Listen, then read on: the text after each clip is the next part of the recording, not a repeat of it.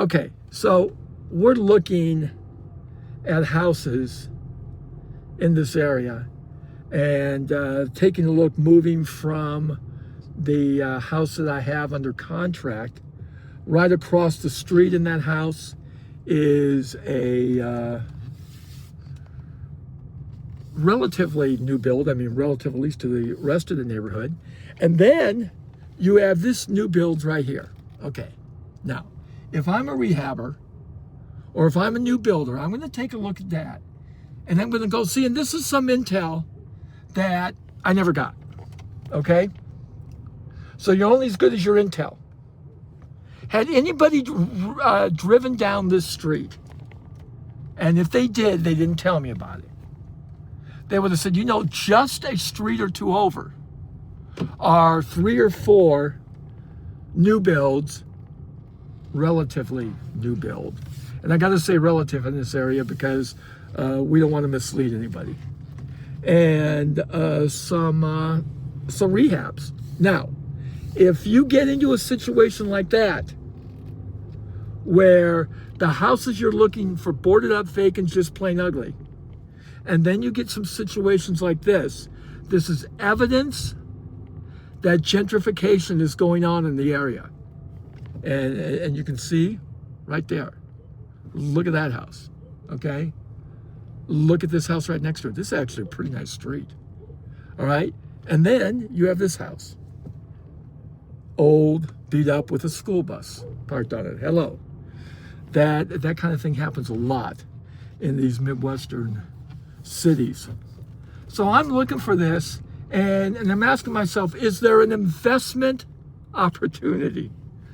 In other words, if the property I get, is it going to be something that people are going to want because they see an investment opportunity? Here's another one right over here. No, wrong way. Okay? I mean, that's a decent dwelling. It's not bad. And then you have the one right over here. They're rehabbing that, though nothing has happened for a long time.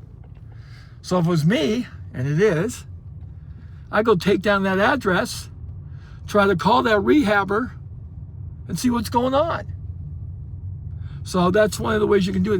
Now the problem with that strategy is there's been such an influx of wholesalers, and a lot of them doing it virtually, that these people are getting calls off the hook and don't trust anybody. And that's reality. So things have definitely changed. Now here we are, just a little over a block and a half. This is the house I put under contract. Right across the street, way overbuilt for this area. That's one of the first things that interested me when I was looking at the possibility of buying this house, which I eventually did. And if you don't know the story, I bought it, put it under contract for too much. I live in Southern California. That's why it's hard to do it virtually. It's not impossible. It's not impossible. And it's been said or suggested that we'll go ahead and take things for a spin. And while I'm not going to speak down to that, because I've done that, there's a point where you stop taking things for a spin because of the thrill of the deal. And the person who told me that would agree with it. And you stack your learning and you make good choices. So here's some other houses that we're looking at that are just down the block from the house that I put under contract for 51. I had another wholesaler who put it under contract too. Remember, we said troubled houses bring troubled people, and it often brings trouble. So you got to bake that into it. Now, the real interesting part of this is I'm working with a veteran wholesaler on the house that I just showed you with the flags, and he's throwing up his hands and going, you know, even this is too much of a headache for me. And you know, that's because he's got a lot of houses under contract. He lives here. He knows what he's doing, and he values his time.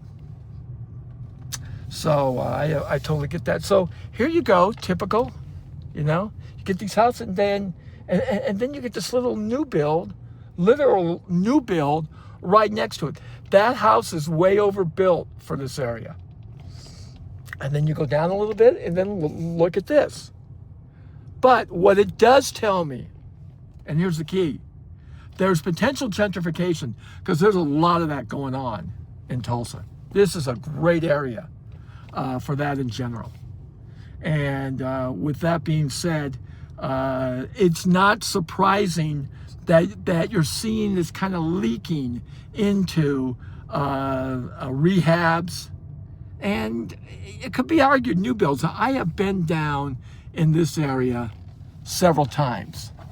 This area is not the prime gentrification area at all in Tulsa. But as I'm looking at it, see, here's a house right now. There's an opportunity right here, 252. Okay, that one is probably a distressed rental. It looks like it's vacant, and you can tell that just by looking at the front. You know, in a situation like that, rentals, people don't take care of it. They have no trinkets, and it definitely looks like it's vacant. Now, what I would do is go up there and check it out. And some people have more courage on that than others, and it's okay either way. You know, you can learn. But you want to drive by, I would take down, probably in this video, there would be 2 or 3 houses that I would look at as possibilities, and take those down. Now here's another one. See this one? You get way overbuilt for this area. That is a newer house than the other one. So it tells me that this neighborhood is a neighborhood that people want to move into. And if they want to move into, then I definitely want to put something under contract. I remember taking a look at that house across the street. See that one? Big boarded up vacant, just plain ugly. That is something that you want to find the owner. What do? Well, you got to look up, you got to skip trace, but you have to understand that because of all the YouTubers that have been trained by Wholesale and go, well, heck, you're on YouTube. I am, because I'm expanding my brand. And as I expand my brand, I build the credibility. Then I'm going to take people personally and mentor them how to do this, as others have done it, rightfully so. So if you're the others that have done it, just look at your students who are willing to do the same thing. Here's another one, a brick. Now, that's been here for a little while, but it certainly is nicer than many of these others. Look at this one right here. Okay, that probably is vacant. It's got a hole in the roof. It almost certainly is. That's another number that I would stop, take down, and how we're taught on the wholesale part, and this is the hard part. I mean, candidly, it is not easy, is to call people when you're there. I've had success doing that, but it's also because of how this is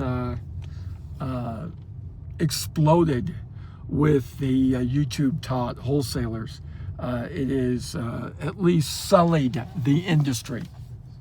So that house that I had, that I showed you with the flags earlier, I have that under contract through a lead source. And the problem with the lead sources, and we're going to talk about that in my training videos, is if somebody thinks that selling is a good idea because they happen to answer the phone and they're marketed by the telemarketer who gets paid for getting somebody to say, I want to sell their home, that's not a lead either. Now, candidly, I've gone through several of those leads as we're testing, because I'm finding that people are generally pretty frustrated with random calls out of the blue. It doesn't mean it doesn't work. Is it easy? No. Can you expect some trials and tribulation, you bet. So these areas present a lot of opportunity. Tulsa is a great area. Why is it? Because you have people fleeing from states like California, the West Coast. You've seen Washington, even Oregon, are places where people just don't feel like they can live with the political climate. And that's happening in California a lot.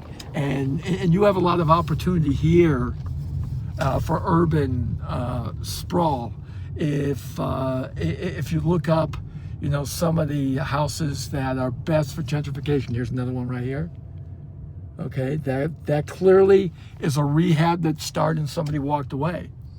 So if you could get a hold of them, you could have a deal there. That's how it goes. Well, in this area, the closer you get to the city center, the more gentrification you have going on. The more gentrification you have going on, you'll find the boarded up vacant just plain ugly. Here's another indication right there.